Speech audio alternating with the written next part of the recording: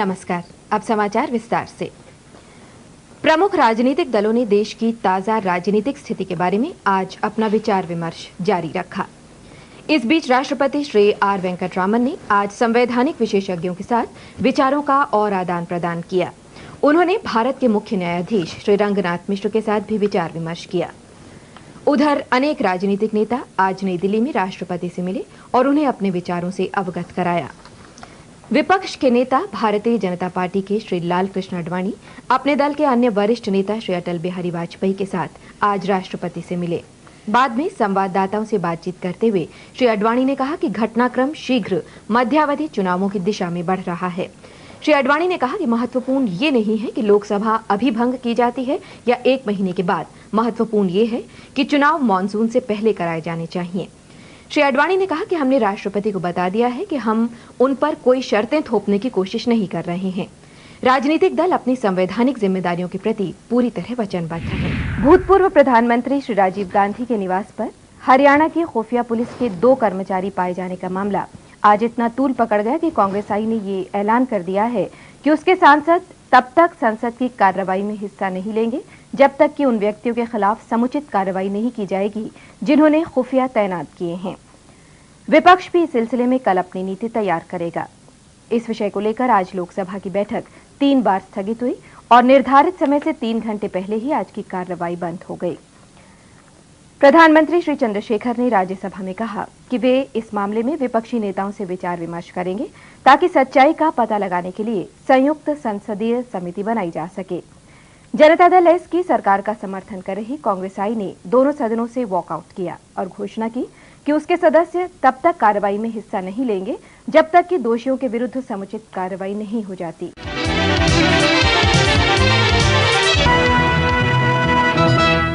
नमस्कार। आज के समाचारों में डॉक्टर शंकर दयाल शर्मा भारत के 9वें राष्ट्रपति निर्वाचित। डॉक्टर शर्मा को प्रोफेसर जी स्वेल के मुकाबले मिले अधिक वोटों का मूल्य लगभग 3,30,000 के बराबर। डॉक्टर शंकर दयाल शर्मा का जन्म 19 अगस्त 1918 को भोपाल में हुआ। 4 दशक के सार्वजनिक जीवन के बाद वे देश के 9वें राष्ट्रपति बने हैं। वे वयोवृद्ध स्वतंत्रता सेनानी हैं जिन्होंने स्वाधीनता के बाद राज्य स्तर पर और केंद्र में कई महत्वपूर्ण पदों पर कार्य किया। पेश है डॉक्टर शंकर दयाल शर्मा का जीवन वृत्त। केंद्र इलाहाबाद उच्च न्यायालय के आदेशों पर अमल के बारे में उत्तर प्रदेश सरकार की रिपोर्ट की प्रतीक्षा कर रहा है। केंद्रीय गृह मंत्री श्री एस चौहान ने आज राज्यसभा में ये बात कही। जब कुछ गैर भारतीय जनता पार्टी सदस्यों ने ये जानना चाहा कि अदालत के आदेशों को कार्यरूप देने के बारे में केंद्र क्या कार्रवाई कर रहा है, तब श्री चौहान ने ये बात कही।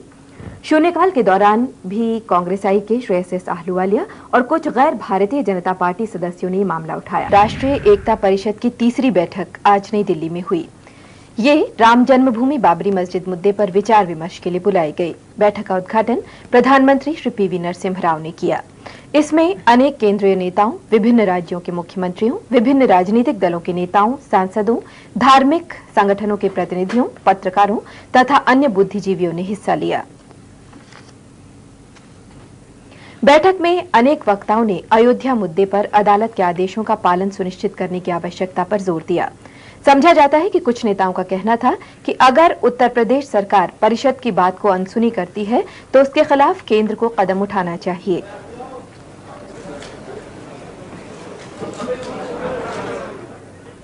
प्रधानमंत्री ने अपने आरंभिक वक्तव्य में राष्ट्रीय एकता परिषद से राम जन्मभूमि बाबरी मस्जिद मुद्दे पर कोई रणनीति सुझाने को कहा है। उन्होंने कहा कि वे इस मुद्दे के सभी पहलुओं पर पूर्ण बहस के पक्ष में हैं ताकि इसका कोई सद्भावपूर्ण हल निकाला जा सके। अयोध्या में शिलान्यास स्थल पर कल शाम 4 बजे से निर्माण कार्य रोक दिया जाएगा। आज दोपहर बाद अयोध्या में संसद सदस्य महंत अवैधनाथ ने एक संवाददाता सम्मेलन में ये घोषणा की। उन्होंने कहा कि अब कार सेवा एक अन्य स्थल पर होगी जहां लक्ष्मण मंदिर बनाया जाएगा। इस संवाददाता सम्मेलन में सभी संत और महंत और विश्व हिंदू परिषद के महासचिव श्री अशोक सिंघल उपस्थित थे। श्री सिंघल ने कहा कि प्रधानमंत्री श्री नरसिम्हा राव के आश्वासन और अपील के जवाब में शिलान्यास स्थल पर निर्माण कार्य रोकने का फैसला किया गया। श्री सिंघल ने कहा कि प्रधानमंत्री इस समस्या को सुलझाने के प्रति गंभीर लगते हैं। संतों ने प्रधानमंत्री से ये अनुरोध किया कि केंद्र इस समस्या को 3 महीने के अंदर सुलझाने के हर संभव प्रयास करे। दूरदर्शन संवाददाता देश किरण मेहता ने खबर दी है कि लक्ष्मण मंदिर के निर्माण के लिए कल से जहां कार सेवा शुरू होने वाली है, वो जगह विवाद रहित है। ये वो क्षेत्र है जहां राज्य सरकार ने रामकथा पार्क के विकास के लिए 40 एकड़ जमीन अधिग्रहित की है। भारतीय जनता पार्टी ने अयोध्या के मसले पर प्रधानमंत्री श्री पीवी नरसिम्हा राव और संतों और महंतों के बीच हुई बातचीत को एक उचित कदम बताया है। 25वें ओलंपिक खेल अब से कुछ ही घंटे बाद स्पेन में बार्सिलोना में शुरू होने जा रहे हैं। दुनिया के अब तक के सबसे बड़े खेल समारोह की शुरुआत एक तीरंदाज के अग्निबाण से ओलंपिक मशाल प्रज्वलित करके होगी। ओलंपिक खेलों की परंपरा के अनुसार ये मशाल ग्रीस के प्राचीन नगर ओलंपिया से मेजबान नगर तक लाई जाती है।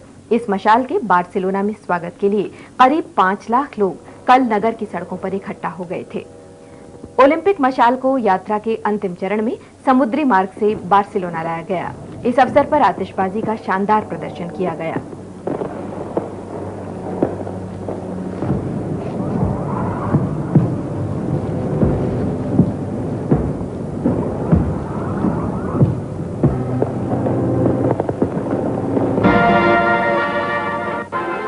ओलंपिक ज्योति के स्वागत के लिए समूचे बार्सिलोना नगर में रंग बिरंगे झंडे लगाए गए थे।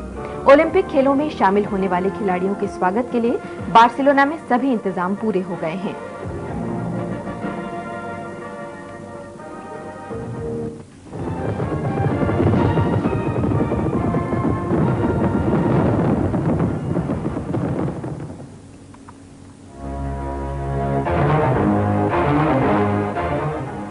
दो सप्ताह तक चलने वाले इस खेल समारोह में दुनिया के 170 से अधिक देशों के करीब 15,000 खिलाड़ी 25 प्रतिस्पर्धाओं में हिस्सा लेंगे। बार्सिलोना ओलंपिक की सबसे बड़ी विशेषता ये है कि कई वर्षों बाद पहली बार बिना किसी बहिष्कार या विरोध के खिलाड़ी प्रतियोगिताओं में हिस्सा लेंगे। क्यूबा के ताकतवर मुक्केबाज इस बार बार्सिलोना ओलंपिक में हिस्सा ले रहे हैं। दक्षिण अफ्रीका को भी इन खेलों में शामिल कर लिया गया है। इथियोपिया के मैराथन धावकों सहित कुवैत और इराक के खिलाड़ी भी उद्घाटन समारोह में दुनिया के अन्य खिलाड़ियों के साथ कदम से कदम मिलाकर चलेंगे। बार्सिलोना ओलंपिक खेल प्रतियोगिता का नारा होगा, जीवन भर के साथी। भारतीय खिलाड़ियों का ओलंपिक स्वर्ण पदक के लिए होड़ का सिलसिला कल हॉकी प्रतियोगिता से शुरू होगा। इस प्रतियोगिता के पहले मैच में भारत का मुकाबला जर्मनी से होगा। दूरदर्शन ने ओलंपिक खेलों के उद्घाटन समारोह के सीधे प्रसारण की व्यवस्था की है। इसे आज रात 11:30 बजे से देखा जा सकता है। राज्यसभा में आज सरकार ने जोरदार शब्दों में इस बात का खंडन किया कि केंद्रीय जांच ब्यूरो के संयुक्त निदेशक श्री के माधवन के काम में कोई हस्तक्षेप किया गया है। श्री माधवन प्रतिभूति घोटाले के बारे में जांच कर रहे हैं। गृह मंत्री श्री एस बी चौहान ने सदन को बताया कि श्री माधवन ने निजी कारणों से सेवानिवृत्ति चाहिए है। उन्होंने कहा कि श्री माधवन को जांच के काम में पूरी आजादी दी गई और इसके लिए उन्होंने जितना स्टाफ मांगा वो उन्हें उपलब्ध कराया गया। संसद के दोनों सदनों में आज इस मामले पर बहुत हंगामा हुआ, जिसके कारण राज्यसभा की कार्यवाही 1 घंटे के लिए स्थगित करनी पड़ी और लोकसभा में प्रश्नोत्तर का कार्य नहीं हो पाया। विपक्ष के उत्तेजित सदस्यों ने सरकार पर ये आरोप लगाया कि वो घोटाले से संबंध रखने वाले कुछ प्रभावशाली व्यक्तियों को बचाना चाहती है, लेकिन श्री चौहान ने इस बात से इनकार किया। सदस्यों ने यह भी आरोप लगाया कि जांच के काम में श्री माधवन पर दबाव डाला गया है। हालांकि प्रधानमंत्री ने यह आश्वासन दिया था कि ऐसा नहीं किया जाएगा। जनता दल ने मांग की है कि केंद्रीय जांच ब्यूरो के संयुक्त निदेशक श्री माधवन की रक्षा का पर्याप्त प्रबंध किया जाए। पार्टी के प्रवक्ता श्री हरिकिशोर सिंह ने आज नई दिल्ली में संवाददाताओं से कहा कि मेरी सूचना के अनुसार श्री माधवन सुरक्षित नहीं है। उन्होंने इस बात के लिए सरकार की आलोचना की कि श्री माधवन को बदनाम करने की कोशिश की गई है। लोकसभा में आज प्रतिभूति घोटाले के बारे में जब आगे बहस हुई तो सरकार की कड़ी आलोचना की गई। भारतीय जनता पार्टी के एक सदस्य ने एक सूची से ऐसे लोगों के नाम पढ़ने शुरू किए जिनके बारे में कहा जाता है कि उनका इस घोटाले से संबंध था। इस पर सदन में शोर शराबा शुरू हो गया। कांग्रेसी सदस्यों ने इस पर जोरदार आपत्ति की। विख्यात सितार वादक पंडित रविशंकर को मैग्से से पुरस्कार देने की घोषणा। दिल्ली में 3 उग्रवादी गिरफ्तार। बार्सिलोना ओलंपिक में तीरंदाजी प्रतियोगिता में नया विश्व रिकॉर्ड और 800 मीटर दौड़ में शाइनी विल्सन शानदार प्रदर्शन के बावजूद सेमीफाइनल तक पहुंचने में असफल। इसके साथ ही समाचार बुलेटिन समाप्त हुआ। नमस्कार। आज संसद ने उन लाखों करोड़ों स्वाधीनता सैनिकों के प्रति श्रद्धांजलि अर्पित की जिन्होंने अपनी मातृभूमि को आजाद कराने के लिए अनेक कष्ट झेले और प्राणों की आहुति दी। पहले लोकसभा और राज्यसभा की संयुक्त बैठक हुई और बाद में कुछ समय के लिए उनकी अलग अलग बैठकें हुई, जिसमें उन्होंने एक संयुक्त प्रस्ताव पास कर सहनशीलता, सद्भाव और अहिंसा के प्राचीन आदर्शों से प्रेरित एक शांतिपूर्ण, समृद्ध और स्पंदनशील भारत के निर्माण के लिए अपने को समर्पित करने का संकल्प व्यक्त किया। राष्ट्रपिता महात्मा गांधी ने भारत छोड़ो आंदोलन आरंभ करने के समय जो आह्वान किया था, उसकी याद दिलाते हुए प्रस्ताव में देश की अखंडता को सुरक्षित रखने, विश्व शांति के लिए ठोस भूमिका निभाने और दुनिया को नफरत, दमन और शोषण से मुक्त कराने का भी वचन लिया गया। दोनों सदनों में स्वाधीनता संग्राम के दौरान अपने प्राण न्यौछावर करने वाले शहीदों की याद में 2 मिनट का मौन रखा गया। जानी मानी स्वाधीनता सेनानी और सामाजिक कार्यकर्ता श्रीमती अरुणा आसफ अली को 1991 के लिए अंतर्राष्ट्रीय सद्भाव का जवाहरलाल नेहरू पुरस्कार देने का फैसला किया गया है।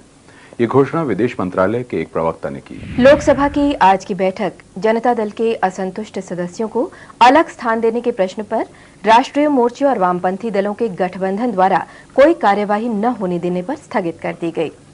आज सवेरे सदन की बैठक होने के 5 मिनट के अंदर ही उसे 1 घंटे के लिए स्थगित कर दिया गया। अमेरिका में राष्ट्रपति चुनाव के लिए रिपब्लिकन पार्टी द्वारा श्री जॉर्ज बुश की उम्मीदवारी की पुष्टि और भारत का स्विट्जरलैंड से विन चड्डा को स्थायी आवास परमिट नहीं देने का आग्रह। संसद ने 71वां संविधान संशोधन विधेयक सर्वसम्मति से पारित कर दिया है। इसके अंतर्गत नेपाली, मणिपुरी और कोंकणी भाषाओं को संविधान की 8वीं अनुसूची में शामिल किया गया है। इस विधेयक पर संसद ने अभूतपूर्व एकता दिखाई और गृह मंत्री श्री एस.बी. चौहान को दोनों सदनों में विधेयक रखने की अनुमति दी गई। हालांकि ये विधेयक आज की कार्यसूची में शामिल नहीं था। विधेयक पर ज्यादा बहस नहीं हुई और सदस्य चाहते थे कि इसे तुरंत पारित कर दिया जाए क्योंकि आम राय इसके पक्ष में है। विधेयक प्रस्तुत करते हुए गृह मंत्री ने कहा कि ये कदम नेपाली, मणिपुरी और कोंकणी बोलने वालों की आकांक्षाओं को पूरा करने के लिए उठाया गया है। इसके साथ ही ये समाचार बुलेटिन समाप्त हुआ। नमस्कार।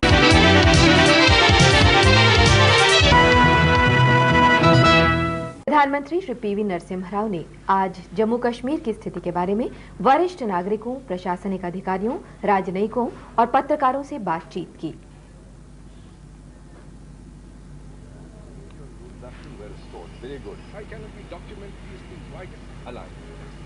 प्रधानमंत्री ने उनके साथ राज्य की स्थिति की समीक्षा भी की। इस बैठक का उद्देश्य कश्मीर घाटी में सामान्य स्थिति की बहाली के उपायों पर विचार विनिमय करना था।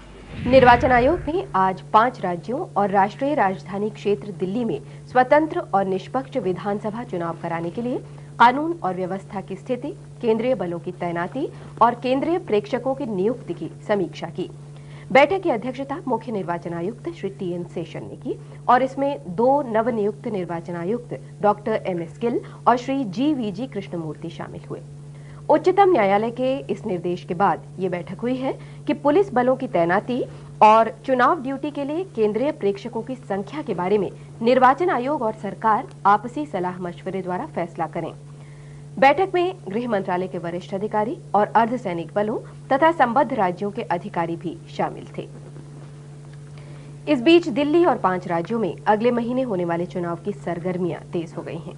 दिल्ली में उम्मीदवारों का नाम वापस लेने का अंतिम दिन था। हिमाचल प्रदेश में नामांकन पत्र भरने का आज काम समाप्त हो गया, जबकि राजस्थान में नामांकन पत्र दाखिल करने का काम जारी है। वहां मंगलवार तक नामांकन पत्र भरे जा सकेंगे। उत्तर प्रदेश विधानसभा चुनावों के लिए अधिसूचना सोमवार को तथा मध्य प्रदेश और मिजोरम में इस महीने के अंत में जारी होगी। विश्व वैज्ञानिक अकादमियों का जनसंख्या सम्मेलन कल नई दिल्ली में शुरू हो रहा है। सम्मेलन में जनसंख्या बढ़ने की जटिल समस्या, सामाजिक आर्थिक विकास और पर्यावरण संरक्षण पर विचार किया जाएगा। महाराष्ट्र में लातूर और उस्मानाबाद जिलों में भूकंप पीड़ितों के लिए भूकंप के झटके सह सकने वाले मकान बनाने का काम कल दशहरे के अवसर पर शुरू किया जाएगा। इन इलाकों में पिछले महीने की 30 तारीख को विनाशकारी भूकंप से पत्थर और मिट्टी से बने लगभग सभी मकान और इमारतें ढह गई थीं, जिससे बहुत बड़ी संख्या में लोग हताहत हुए। इन इलाकों के लोगों के लिए विजयदशमी का पर्व नई खुशियां लेकर आएगा, क्योंकि अब जो मकान बनाए जाएंगे उनमें नई से नई तकनीक अपनाई जाएगी। एहतियात के तौर पर महाराष्ट्र सरकार ने विशेष दिशा निर्देश तैयार किए हैं, जिनके अनुसार मकानों का ढांचा हल्का होगा, वे कुछ हद तक मुड़ सकेंगे लेकिन गिरेंगे नहीं। निर्माण कार्य में कोई पेंच इस्तेमाल नहीं किया जाएगा। इन मकानों पर न तो आग का असर होगा और न ही बदलते मौसम का। वित्त मंत्री डॉक्टर मनमोहन सिंह ने वित्तीय सेवाओं के क्षेत्र में निजी और विदेशी निवेशकों को आमंत्रित किया है। आज सुबह नई दिल्ली में भारत अमेरिकी संयुक्त व्यापार परिषद की 16वीं बैठक में डॉक्टर मनमोहन सिंह ने कहा कि ये निवेश बैंकों, म्यूचुअल फंड, बीमा कंपनियों और पोर्टफोलियो सेवाओं में किया जा सकता है। उन्होंने बताया कि पिछले 25 महीनों में विभिन्न क्षेत्रों के लिए 3 अरब 57 करोड़ डॉलर के विदेशी निवेश के अनुबंध किए गए हैं। उन्होंने कहा कि आर्थिक क्षेत्र में ज्यादातर बंदिशें हटा ली गई हैं और अर्थव्यवस्था तथा उद्योग के आधुनिकीकरण की दिशा में काम चल रहा है। वित्त मंत्री ने कहा कि 1 या 2 वर्ष में रुपए को पूरी तरह परिवर्तनीय मुद्रा बना लिया जाएगा, लेकिन इसके लिए हमें भुगतान संतुलन और विदेशी मुद्रा भंडार की स्थिति को बेहतर बनाना होगा। डॉक्टर मनमोहन सिंह ने कहा कि अर्थव्यवस्था को मजबूत बनाने का पहला चरण पूरा हो चुका है और इस काम में हमें बेहद सफलता मिली है।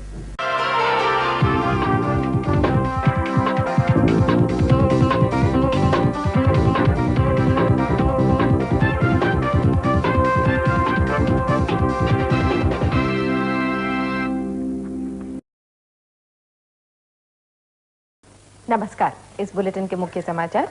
प्रधानमंत्री ने कहा है कि सरकार जम्मू कश्मीर में चुनाव कराने के लिए वहां की स्थिति की फिर से समीक्षा कर रही है। 64 अरब रुपए के समन्वित शहरी गरीबी हटाओ कार्यक्रम का श्री नरसिम्हा राव द्वारा उद्घाटन। श्रीलंका में LTTE ने वायुसेना के एक परिवहन विमान को मार गिराया और भारत ने दूसरे एक दिवसीय अंतर्राष्ट्रीय क्रिकेट मैच में न्यूजीलैंड को 6 विकेट से हराया। प्रधानमंत्री श्री PV नरसिम्हा राव एक दिन की केरल यात्रा पर आज कोच्चि पहुंचे। उच्चतम न्यायालय ने 1991 से लेकर 1995 के बीच विशेष आधार पर बिना बारी के सरकारी मकान अलॉट करने के मामले की जांच के आदेश दिए हैं। ये जांच नियंत्रक और महालेखाकार करेंगे। इस बारे में निर्णय आज सार्वजनिक हित की याचिका पर 2 न्यायाधीशों की खंडपीठ ने किया। न्यायालय ने शहरी विकास मंत्रालय के संपदा निदेशालय के एक विशेष जांच दल को भी निर्देश दिया है कि वो सरकारी आवासों को किराए पर उठाए जाने के आरोपों की जांच करे। संपदा निदेशालय को इस बारे में अपनी रिपोर्ट 6 सप्ताह के भीतर ही देनी होगी और साथ में उन लोगों के नाम भी बताने होंगे जिन्हें सरकारी मकान अलॉट किए गए हैं। मुकदमे की कार्रवाई के दौरान एक न्यायाधीश ने कहा कि 5 साल की सेवा पूरी करने के बाद सरकार सभी कर्मचारियों को या तो मकान अलॉट करे या फिर बाजार दर से किराया दे। राज्य विद्युत मंडल के एक प्रवक्ता के अनुसार कल रात से राज्य के ग्रामीण क्षेत्रों में भी बिजली की सप्लाई शुरू कर दी गई थी।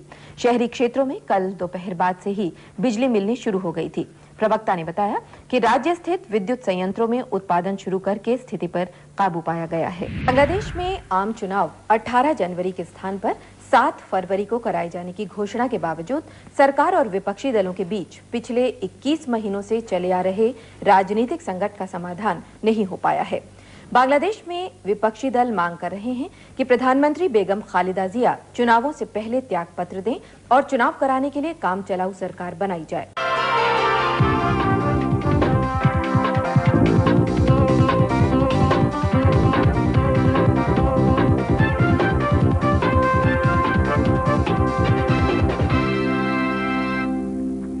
श्री अटल बिहारी वाजपेयी देश के नए प्रधानमंत्री होंगे।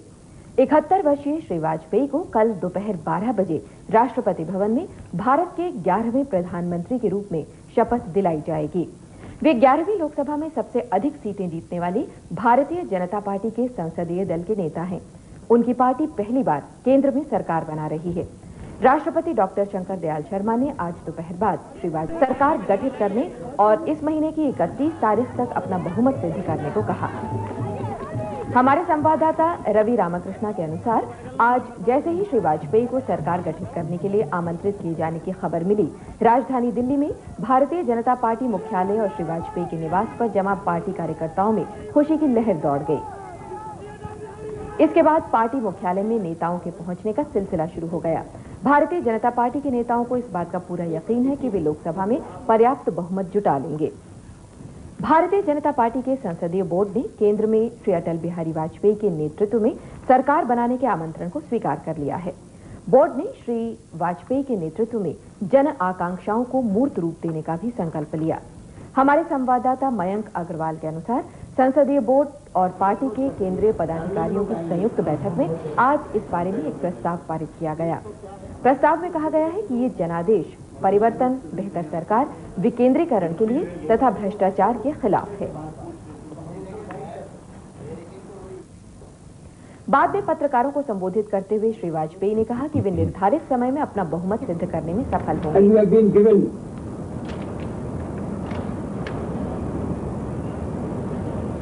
A time schedule. We have to prove our majority on the floor of the House by 31st of May. We hope to do it even earlier.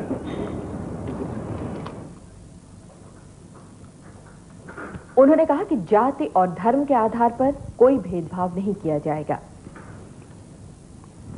Doordarshan कल केंद्रीय मंत्रिमंडल के शपथ ग्रहण समारोह का सीधा प्रसारण करेगा। इसे दूरदर्शन के पहले, दूसरे और तीसरे चैनल पर सुबह 11:55 से देखा जा सकेगा। डॉक्टर मुरली मनोहर जोशी ने कल लाजपत नगर में हुई बम विस्फोट की घटना को पाकिस्तानी एजेंटों की करतूत बताते हुए इसकी कड़ी निंदा की है। उन्होंने इसे जघन्य अपराध और कायरतापूर्ण कदम बताया है।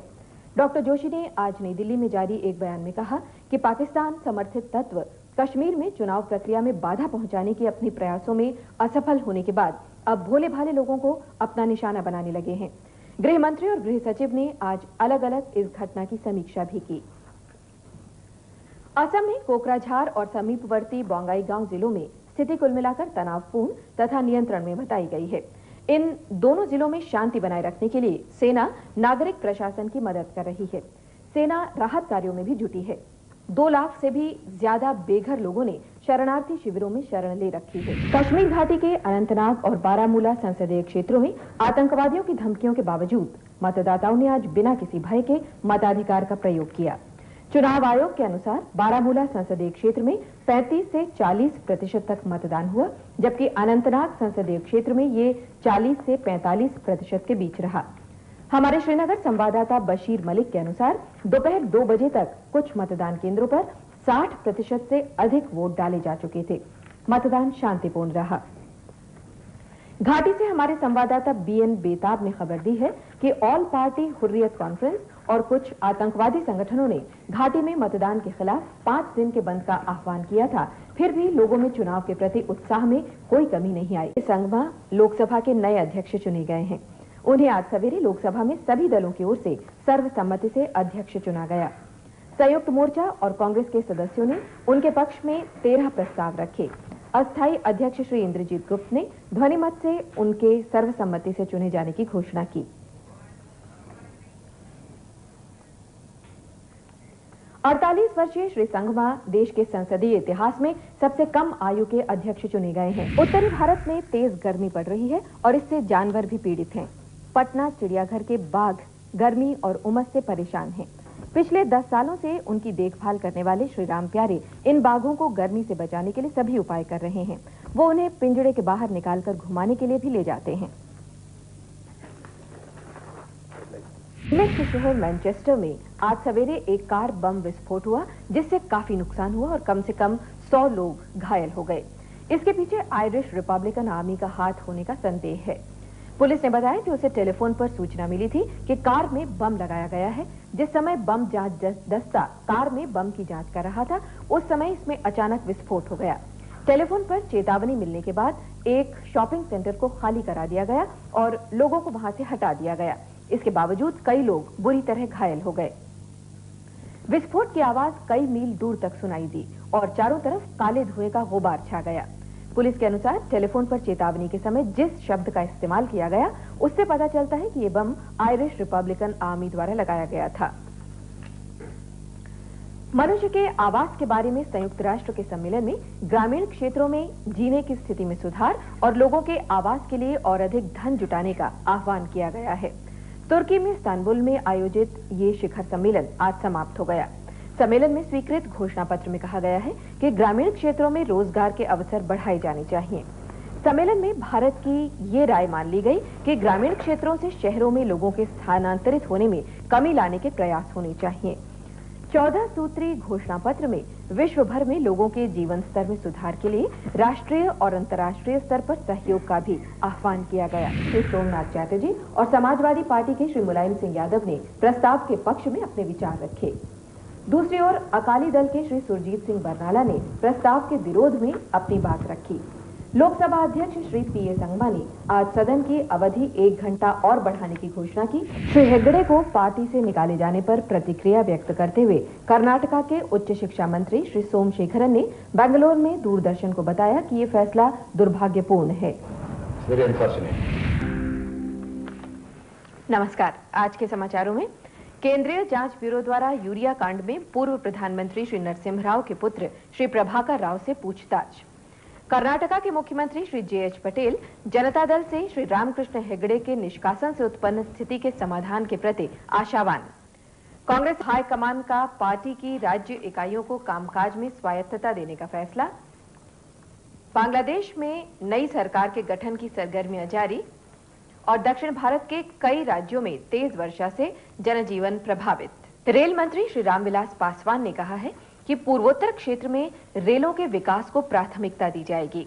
ये आश्वासन उन्होंने पूर्वोत्तर क्षेत्र के 25 संसद सदस्यों को दिया। ये संसद सदस्य आज नई दिल्ली में उनसे मिलने गए। उन्होंने तेज गति के संचार के बुनियादी ढांचे के विकास की आवश्यकता पर भी जोर दिया। 5 यूरोपीय देशों के राजदूतों ने आज कश्मीरी विस्थापितों के शिविरों का दौरा किया। विस्थापितों ने उन्हें पाकिस्तान समर्थित उग्रवादियों की वजह से झेले गए कष्टों के बारे में बताया। आयरलैंड, इटली, स्पेन, नेदरलैंड और फ्रांस के राजदूत दिल्ली वापस आने से पहले कल जम्मू में विभिन्न राजनीतिक दलों और संगठनों के नेताओं से मुलाकात करेंगे। राजदूतों ने इससे पहले श्रीनगर में विभिन्न राजनीतिक दलों और संगठनों के नेताओं से पिछले 2 दिनों में बातचीत की। नमस्कार, इस बुलेटिन के मुख्य समाचार।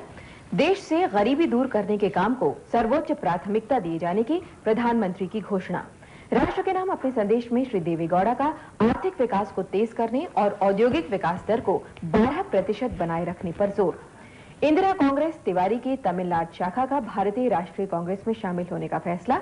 देश के दक्षिणी और पश्चिमी हिस्सों में समुद्री तूफान से आई भारी वर्षा से सामान्य जनजीवन प्रभावित और रूस से प्राप्त प्रारंभिक सूचनाओं के अनुसार राष्ट्रपति पद के चुनाव में भारी मतदान। नमस्कार, समाचार अब विस्तार से। प्रधानमंत्री श्री एच.डी. देवेगौड़ा ने गरीबी दूर करने तथा आर्थिक विकास की प्रक्रिया तेज करने के काम को सर्वोच्च प्राथमिकता देने की घोषणा की है। अंत में मुख्य समाचार एक बार फिर। असम और राजस्थान में बाढ़ की स्थिति अभी भी गंभीर। प्रधानमंत्री ने कहा है कि बाढ़ और सूखे की समस्या का स्थायी हल निकाला जाएगा। यूरिया घोटाले की जांच का काम धीमा करने के आदेश देने का श्री देवेगौड़ा द्वारा खंडन। उत्तर प्रदेश विधानसभा के लिए समाजवादी पार्टी संयुक्त मोर्चे में शामिल अन्य दलों के साथ मिलकर चुनाव लड़ेगी। और यूरोपीय फुटबॉल चैंपियनशिप के फाइनल में जर्मनी और चेक गणराज्य के बीच आज मुकाबला। इसके साथ ही समाचार बुलेटिन समाप्त हुआ। नमस्कार।